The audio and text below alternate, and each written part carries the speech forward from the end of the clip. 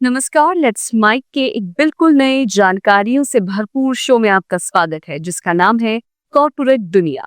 ये सिर्फ एक प्रोग्राम नहीं है बल्कि एक खिड़की है उस दुनिया की तरफ जहां बिजनेस की चालें, स्टार्टअप्स की उड़ानें, मार्केट की धड़कनें और कंपनियों के भीतर की कहानियां आपको समझाई जाएंगी आसान, रोचक और भरोसेमंद अंदाज में। आइए सबसे पहले नजर डालते हैं कारोबार की दुनिया की आज की खबरों पर। कॉरपोरेट दुनिया के आज के एपिसोड में हम बात करेंगे बैंकिंग और सर्विस सेक्टर्स में हो रहे रूल्स के बदलाव की।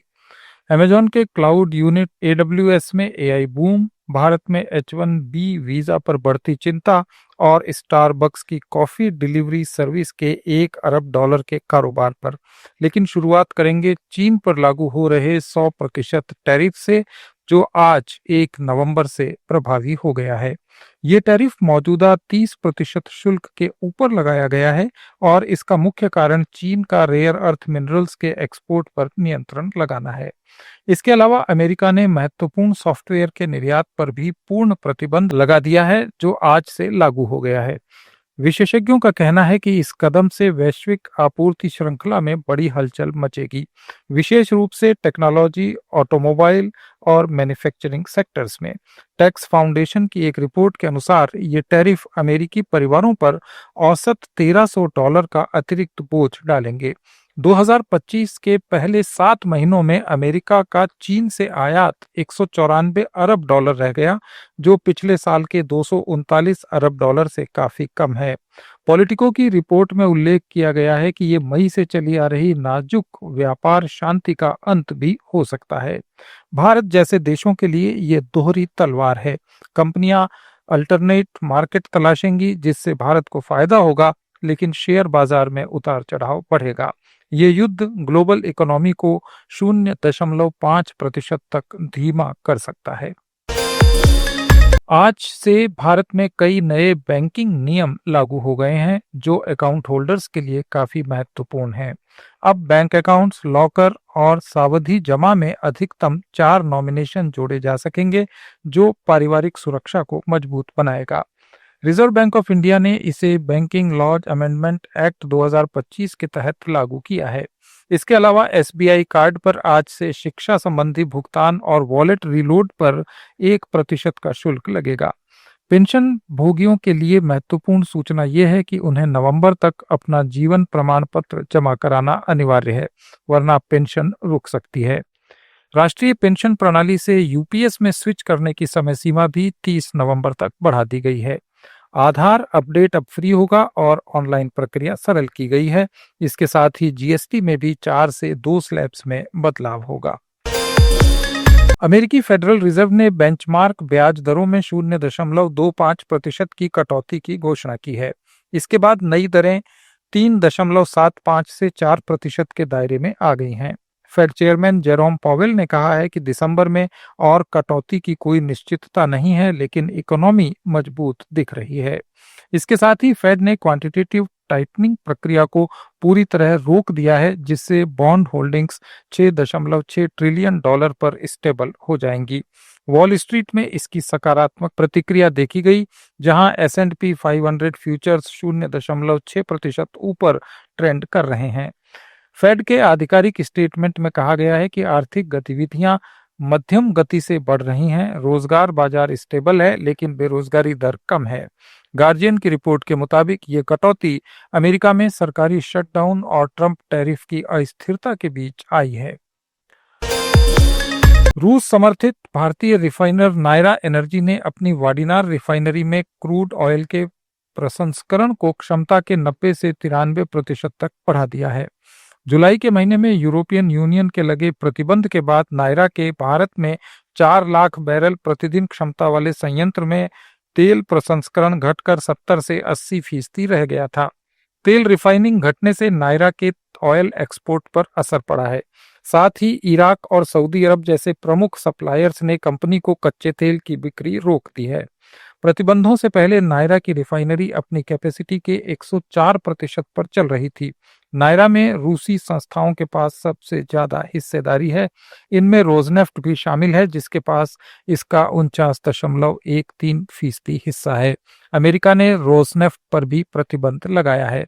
नायरा के कच्चे तेल उत्पादन में हाल में तेजी आई है, क्योंकि इससे घरेलू ईंधन की बिक्री में वृद्धि हुई है। अमेरिकी वाहन निर्माता फोर्ड नई पीढ़ी के इंजन बनाने के लिए चेन्नई प्लांट में 3,250 करोड़ रुपए का निवेश करेगी। 2021 में इंडियन मार्केट से बाहर निकलने वाली इस कंपनी ने तमिलनाडु सरकार के साथ समझौता किया है। दिसंबर में शुरू होने वाली इस परियोजना में चेन्नई संयंत्र की सालाना क्षमता 2,35,000 इंजन होगी। ये उत्पादन 2029 में शुरू होने की संभावना है। टेक दिग्गजों की तिमाही कमाई में एक उत्साहजनक समाचार आया है। अमेजॉन के क्लाउड यूनिट AWS में AI बूम से तीसरे क्वार्टर में रिकॉर्ड ग्रोथ दर्ज की गई। इसके बाद कंपनी के शेयर्स 10% उछल गए। एप्पल ने आईफोन हॉलिडे सेल्स के अनुमान से इन्वेस्टर्स को राहत दी है, लेकिन चीन में इसकी बिक्री में गिरावट चिंता का विषय बनी हुई है। ओपन AI ने $1 ट्रिलियन की AI कंप्यूट डील पर हस्ताक्षर किए हैं, लेकिन इसकी फंडिंग पर सवाल उठ रहे हैं। भारत में भी इसका असर पड़ सकता है। AWS पार्टनर्स को बूस्ट मिलेगा और एप्पल स्टोर्स की बिक्री बढ़ेगी, लेकिन सवाल यह है कि क्या AI का बुलबुला फूट जाएगा, इसलिए इन्वेस्टर्स सतर्क रहें। हालांकि कुल मिलाकर टेक सेक्टर मजबूत दिखाई दे रहा है। अमेरिका में नौकरियों में कटौती का समाचार है। जनरल मोटर्स ने इलेक्ट्रिक वाहन चैलेंजेस के कारण मिशिगन और ओहियो में अपने 1,700 कर्मचारियों को नौकरी से निकाल दिया है। पैरामाउंट ने 2,000 नौकरियां कम करने की घोषणा की है। अमेरिका की कंपनियां AI का बहाना बनाकर पारंपरिक नौकरियों में कटौती कर रही हैं। इस बीच भारत में भी H-1B वीजा पर चिंता बढ़ रही है, क्योंकि इसके 70% धारक इंडियन हैं और ट्रंप के इमिग्रेशन प्लान से नौकरियों पर खतरा मंडराने लगा है। भारत में IT सेक्टर पर भी नजर रखी जा रही है। विशेषज्ञों का कहना है कि कंपनियां AI को कवर बना रही हैं।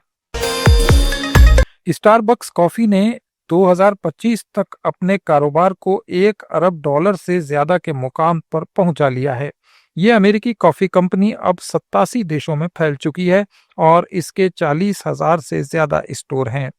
स्टारबक्स की सफलता का असली कारण इसकी कॉफी उत्कृष्ट ग्राहक सेवा और यूनिक कैफे एक्सपीरियंस है, जो ग्राहकों को कॉफी पीने का एक खास अनुभव देता है। स्टारबक्स का 61% राजस्व बेवरेज सेक्शन से आता है, जिसमें खास तौर पर अरेबिका कॉफी बीन्स का इस्तेमाल शामिल है, जो इसकी कॉफी के स्वाद को अलग बनाता है। स्टारबक्स ने अपनी ब्रांड वैल्यू को लगातार बढ़ाया है और नए मार्केट्स में विस्तार कर रहा है। भारत में स्टारबक्स ने टाटा ग्रुप के साथ साझेदारी की है और स्टारबक्स कॉफी अब $1 अरब से ऊपर का कॉर्पोरेट ब्रांड और ग्लोबल पावर हाउस बन चुका है। भारतीय शेयर बाजार कल रेड मार्क के साथ बंद हुआ, जहां BSE सेंसेक्स 592 अंक गिरा और 84,404 पर बंद हुआ। वहीं NSE निफ्टी 50,176 अंक नीचे आकर 25,878 पर बंद हुआ। इस गिरावट का मुख्य कारण ग्लोबल टैरिफ टेंशन और विदेशी इंस्टीट्यूशनल इन्वेस्टर्स की भारी बिकवाली रही। हालांकि IT और फार्मा सेक्टर्स में कुछ मजबूती देखी गई। मनी कंट्रोल की रिपोर्ट के मुताबिक निफ्टी 26,000 का सपोर्ट स्तर तोड़ने के बाद 25,900 के नीचे फिसल गया। उधर एशियाई बाजारों में मिश्रित रुख रहा। निक्केई 1.2% ऊपर, जबकि शंघाई 0.6% नीचे बंद हुआ। FII ने 12,000 करोड़ रुपए की बिकवाली की है। इन्वेस्टर्स को सलाह दी जा रही है कि वे लॉन्ग टर्म पर फोकस रखें। एक्सपर्ट्स का मानना है कि ये रेंज 69 से 88,600 के बीच रह सकती है। ये थे कॉर्पोरेट जगत के आज के कुछ अपडेट्स। जुड़े रहिए लेट्स माइक के साथ।